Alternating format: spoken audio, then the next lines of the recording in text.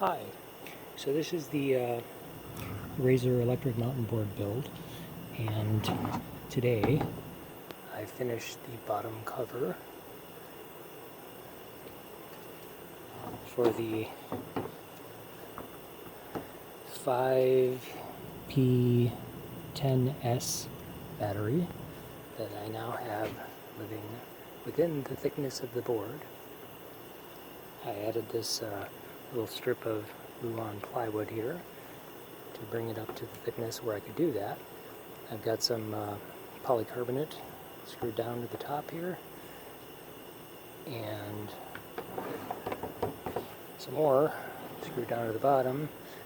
This stuff is all reclaimed from previous projects, so I have a little bit more cleanup to do here, but got my battery mounted.